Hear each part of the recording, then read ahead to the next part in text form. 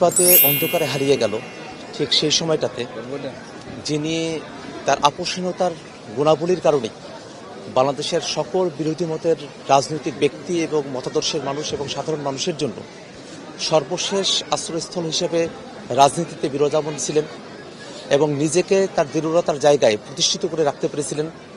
বাংলাদেশের ফ্যাসিবাদ বিরোধী আন্দোলন এবং সংগ্রামের কেন্দ্রবিন্দুতে যাকে মানুষেরা সকলেই শ্রদ্ধা এবং সম্মানের সঙ্গে গ্রহণ করে নিয়েছিল তিনি বেগম খালেদা জিয়া।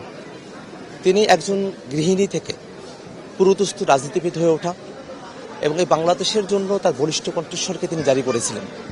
আমরা ইতিহাসের সময়ে সময়ে আমরা খেয়াল করে দেখেছি যে এই বাংলাদেশটাকে ভারতীয় আধিপত্যবাদ মুক্ত রাখতে, দিল্লির আধিপত্যবাদ মুক্ত রাখতে তিনি সোচ্চার ভূমিকা তিনি পালন করেছেন। তিনি এমন সময়ে বাংলাদেশের হাল ধরেছিলেন যে সময়টাতে বাংলাদেশ খুবই টালমাটাল একটা পরিস্থিতির মধ্য দিয়েছিল এবং সেই সময় থেকে বাংলাদেশকে যে একটা স্থিতিশীল রাজনীতির দিকে অগ্রসর করা, সেক্ষেত্রে তার ভূমিকা অগ্রগণ্য।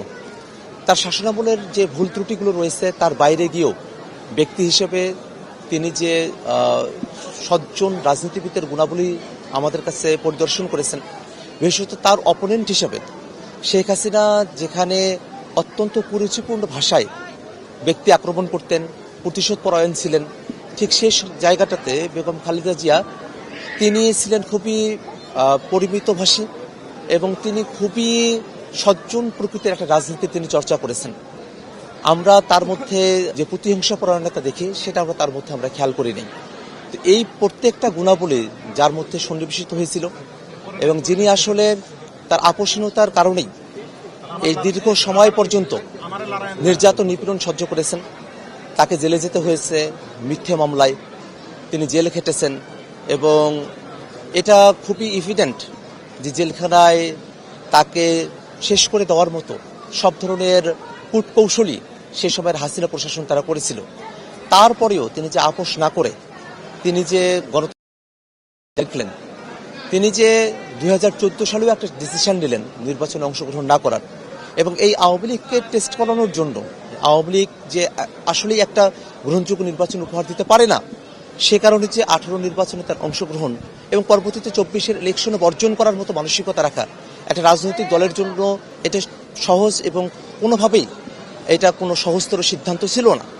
সেই সহজতর সিদ্ধান্ত নয়, এমন কঠিন একটা সিদ্ধান্ত তিনি গ্রহণ করতে পেরেছিলেন যে মানসিক শক্তির কারণে, সেটার কারণেই বাংলাদেশের মানুষেরা 24-এর অভ্যুত্থানের সময়টাতে এই আপোষহীনতার একটা শক্তি তারা পেয়েছিলেন।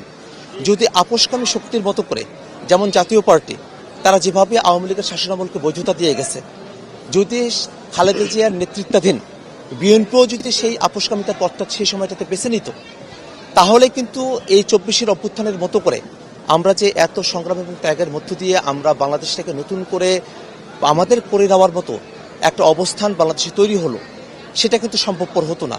এই সবগুলো জায়গাতেই তার একটা অসামান্য ভূমিকা রয়েছে।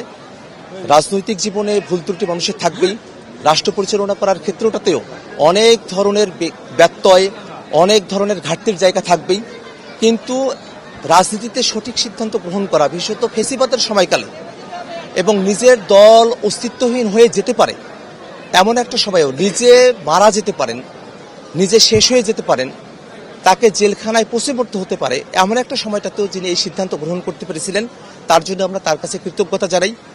আমি তার জানাজার দিনে উপস্থিত থাকতে পারি নাই এবং সেদিন লাখো মানুষের সমাগমে দাঁড়িয়ে আল্লাহ রাব্বুল আলামিনের কাছে হাত তুলে দোয়া করতে পারি নাই। আমি ব্যক্তিগতভাবে সেদিন দোয়া করেছি এবং আজকে ঢাকায় এসে আমি তার কবর জিয়ারত করেছি।